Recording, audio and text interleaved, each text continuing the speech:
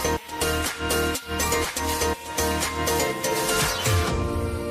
Friends, क्या आपने bank से कोई सिक्योर लोन ले रखा है या लेने की सोच रहे हो? तो आपके लिए वीडियो बहुत ही कारगर है। आज इस वीडियो के माध्यम से हम आपको बताएंगे कि सिक्योर लोन को रिकवर करने के लिए बैंक क्या क्या अधिकार रखता है और कहीं उन अधिकारों की आड़ में वो आपके अधिकारों को हनन तो नहीं कर रहा है, और यदि आपके अधिकारों का हनन कर रहा है तो आपके पास क्या क्या उपाय है। हेलो फ्रेंड्स, मैं Suhail Shah advocate from Century Law Firm आज आपके लिए इस टॉपिक पर वीडियो लेकर आए हैं। फ्रेंड्स, जब आप लोन लेते हैं और लोन किसी मूवेबल या इमूवेबल प्रॉपर्टी को गिरवी रखकर यानी मॉर्गेज रखकर लोन लेते हैं तो ऐसे लोन को बैंकिंग टर्म्स में सिक्योर्ड लोन कहा जाता है। सिक्योर्ड लोन को रिकवर करने के लिए बैंक के पास अपने कुछ अधिकार है, वहीं ग्राहक के यानी जो बोरोवर है उसके भी अपने कई अधिकार है। जब आप लोन लेते हैं तो एक एग्रीमेंट साइन होता है और अमूमन ये देखा जाता है कि चूंकि उस एग्रीमेंट की पूरी एक बुकलेट होती है तो बिना पढ़े जहां जहां बैंक ऑफिशियल्स कहते हैं वहां पर साइन कर दिया जाता है। ये सबके लिए नहीं कह रहा हूं, कुछ लोग पढ़ते भी हैं, लेकिन जब वो साइन कर दिया जाता है तो ये देखने में आता है कि यदि उस एग्रीमेंट के अंदर आर्बिट्रेशन क्लोज है, यानी ये बात लिखी है कि अगर कोई डिस्प्यूट दोनों पार्टीज में लोन के रिगार्डिंग होता है तो ऐसा डिस्प्यूट आर्बिट्रेशन रिकंसिलिएशन एक्ट 1996 के तहत रिजोल्व किया जाएगा, यानी कोर्ट में ना जाकर सोल आर्बिट्रेटर या कई आर्बिट्रेटर द्वारा इसको रिजोल्व किया जाएगा। तो ऐसी स्थिति में बैंक के पास क्या अधिकार है और यदि ये क्लोज मेंशन नहीं है तो बैंक के पास क्या अधिकार है। यदि एग्रीमेंट के अंदर आर्बिट्रेशन क्लोज मेंशन है तो ऐसा डिस्प्यूट किसी कोर्ट में न जाकर आर्बिट्रेशन के पास जाएगा। अब आर्बिट्रेशन पे जाने से पहले ये समझ लीजिए कि ऐसा कोज ऑफ एक्शन यानी लिटिगेशन स्टार्ट करने के लिए यानी लोन रिकवरी की प्रोसीडिंग को शुरू करने से पहले बैंक का प्रोसीडिंग शुरू कर सकता है। यदि 3 लगातार ईएमआई यानी 3 महीने तक की ईएमआई आपकी लगातार बाउंस होती है तो ऐसे ही आरबीआई की गाइडलाइंस के अनुसार आपके अकाउंट को एनपीए यानी नॉन परफॉर्मिंग एसेट्स डिक्लेयर कर दिया जाता है। आपके अकाउंट को, उस लोन अकाउंट को क्लासिफाई कर दिया जाता है कि ये अकाउंट जो है वो एनपीए हो गया है, यानी ये बोरोवर अपनी ईएमआई को टाइमली पे नहीं कर रहा है। तो जैसे ही वो एनपीए होता है तो बैंक के पास ये अधिकार आ जाता है कि वो आपके खिलाफ जो मीजर्स है, जो भी अधिकार वो रखता है लोन को रिकवर करने के लिए, उसको वो एक्सरसाइज कर सकता है। अब यदि आप, पहले मैं बात करता हूं, अगर आपके लोन एग्रीमेंट में आर्बिट्रेशन क्लोज है, अगर आपके एग्रीमेंट में आर्बिट्रेशन क्लोज है तो आर्बिट्रेटर को अपॉइंट करने से पहले या आर्बिट्रेशन ट्रिब्यूनल में जाने से पहले वो सेक्शन 9 की एप्लीकेशंस कंसर्न कोर्ट में लगाकर उस सिक्योर्ड प्रॉपर्टी को यानी उस मॉर्गेज प्रॉपर्टी को जिसको आपने गिरवी रखकर लोन लिया था उसको सिक्योर कराने के लिए, उसको अपने कब्जे में लेने के लिए लर्नड चीफ मेट्रोपॉलिटन मजिस्ट्रेट से ऑर्डर ले सकता है ताकि वो उस सिक्योर्ड प्रॉपर्टी यानी गिरवी रखी गई प्रॉपर्टी को अपने कब्जे में ले ले।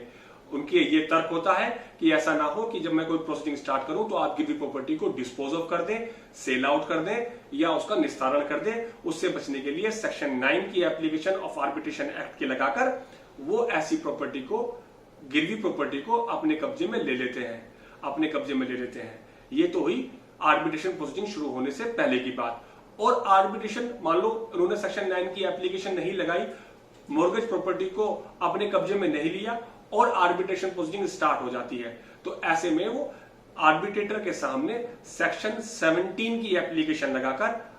उस मॉर्गेज प्रॉपर्टी को सिक्योर्ड करने के लिए, कब्जे में लेने के लिए इंटरिम अवार्ड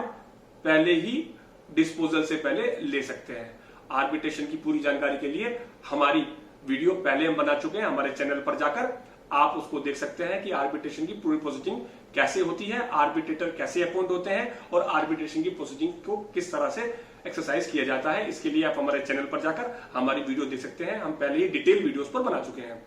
तो आर्बिट्रेशन प्रोसीडिंग अगर स्टार्ट होती है तो सेक्शन 17 की एप्लीकेशन लगाकर वो आपकी गिरवी रखी गई प्रॉपर्टी जो मूवेबल है या इमूवेबल है उसका कब्जा लेकर अपने लोन को सिक्योर कर सकता है। ये तो उन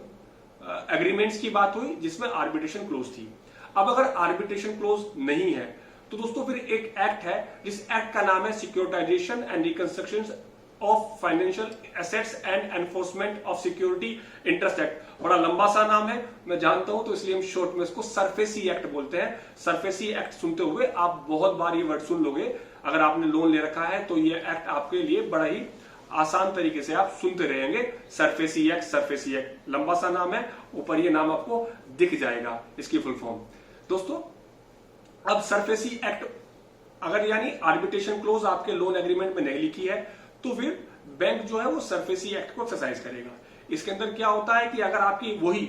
एनपीए अकाउंट हो गया है, एनपीए के बारे में बता चुका हूं कि अगर आपका अकाउंट जो है वो एनपीए क्लासिफाइड हो चुका है, एनपीए डिक्लेयर हो चुका है, तो बैंक का ऑथराइज ऑफिसर आपको इस सरफेसी एक्ट के सेक्शन 13 सब क्लोज 2 में लोन रिकॉल नोटिस करेगा। और याद रखना, लोन रिकॉल नोटिस करते वक्त अब वो आपको 3 ईएमआई की बात नहीं बल्कि आपकी एंटायर अमाउंट की बात करेगा, क्योंकि एज पर दी एग्रीमेंट आपकी 3 ईएमआई जो है वो क्लोज हो चुकी है, सो माफी चाहूंगा 3 ईएमआई बाउंस हो चुकी है और आपका अकाउंट जो है वो एनपीए डिक्लेयर हो चुका है, इसलिए आप जो एंटायर अमाउंट है उस एंटायर अमाउंट को क्लेम करेंगे। अब जैसे ही आपको ये 13(2) यानी 13 सब क्लोज 2 और सरफेसी एक्ट का नोटिस मिलता है तो आपके पास 2 ऑप्शन होते हैं। या तो बैंक ने जो क्लेम आपसे किया है, जो डिमांड रिकॉल नोटिस भेजा है, उसकी पेमेंट आप कर दीजिए, आपका लोन क्लोज कर दिया जाएगा। या दूसरा ऑप्शन आपके पास है, if you have a legal objection,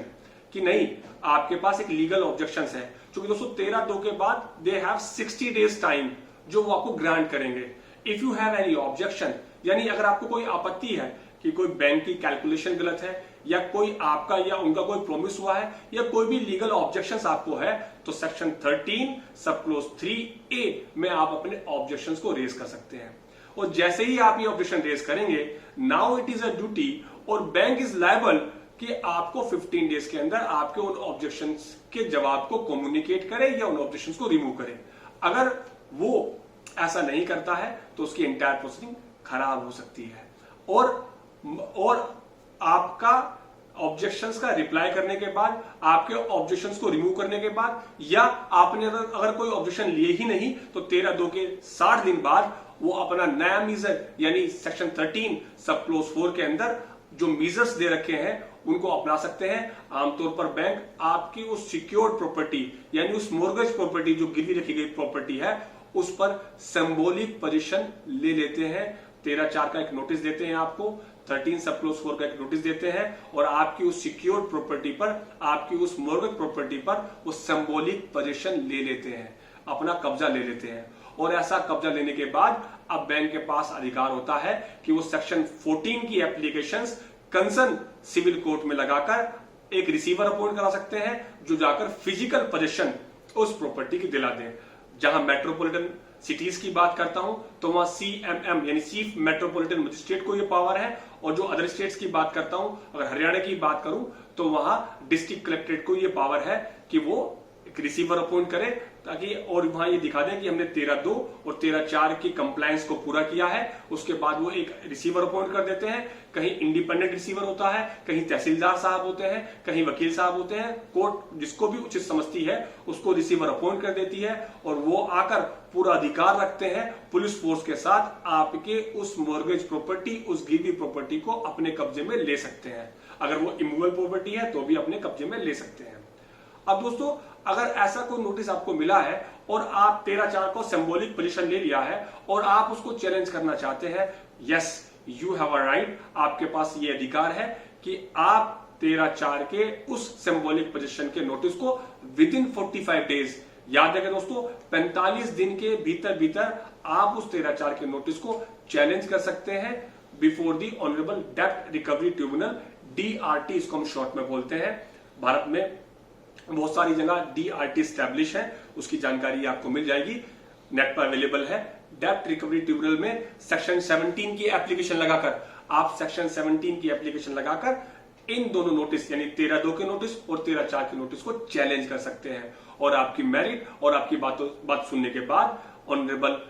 जो DRT है वो आपको इंटरिम रिलीफ भी दे सकती है और बाद में आपको एब्सोल्यूट रिलीफ भी दे सकती है। लेकिन उसके लिए आपके पास ग्राउंड होने चाहिए, आपके पास मेरिट होनी चाहिए। अगर आपके केस में मेरिट है तो इंटरिम रिलीफ देते वक्त ही DRT बैंक के जितने भी एक्शन है उसको स्टे कर सकती है और कह सकती है कि आप till the disposal of this application, यानी जब तक इस एप्लीकेशन का जो सिक्योरिटाइजेशन एप्लीकेशन सेक्शन 17 में आपने जो लगाई है DRT के सामने, कि जब तक इसका निस्तारण नहीं हो जाता तब तक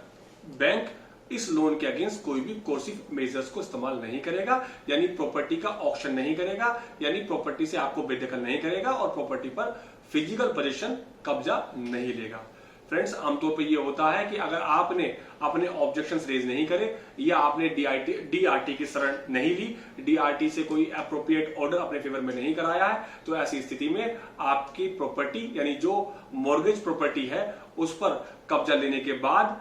बैंक उस प्रॉपर्टी को ऑक्शन कर देता है, नीलाम कर देता है और उससे जो अमाउंट रिसीव होता है वो आपके लोन अमाउंट में एडजस्ट कर देता है। और अगर वो प्रॉपर्टी कम अमाउंट की शो करते हैं यानी कम अमाउंट में बिकती है तो कम अमाउंट, बाकी जो अमाउंट बचता है उसको रिकवर करने के लिए अपनी आगे की प्रोसीडिंग को शुरू कर देता है। यानी प्रॉपर्टी ऑक्शन होने के बाद भी आपका लोन पूरा हो जाएगा, ऐसी उम्मीद आप कम ही रखिएगा, क्योंकि आमतौर पर उनकी कैलकुलेशन उन्हीं के हिसाब से होती है, जो कैलकुलेशन आमतौर पर मैथ की परिभाषा में आपकी समझ में आमतौर पर नहीं आने वाली, क्योंकि उनके ब्याज कैलकुलेशंस, उनके एक्सपेंसेस, उनके लिटिगेशंस जोड़ने के बाद वो लोन अमाउंट जिसको आप प्रिज्यूम करते हैं, जिसको आप सोचते हैं, वो कहीं ज्यादा बन जाता है। प्यारे साथियों, मैं आपको बता दूं कि अगर आप ये नहीं लेते और आपकी प्रॉपर्टी ऑक्शन हो जाती है या कोई रिलीफ आपको नहीं मिलता है तो आपके पास डीआरटी के ऑर्डर्स के खिलाफ जाने के लिए डीआरएटी यानी डेब्ट रिकवरी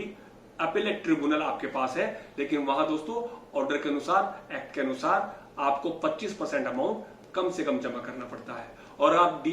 डीआरएटी के ऑर्डर से भी अगर आप सेटिस्फाई नहीं होते या आपको लगता है कि उस ऑर्डर को पास करने में भी कोई एरर हुआ है तो आप हाई कोर्ट की शरण ले सकते हैं। जो भी कंसर्न हाई कोर्ट होगा उस हाई कोर्ट में जाकर आप अपने ऑब्जेक्शंस, अपने प्लीडिंग्स को, अपनी पिटीशन को रख सकते हैं और वो भी मेरिट पे डिसाइड होकर एक एप्रोप्रिएट ऑर्डर आपके फेवर में पास कर सकते हैं।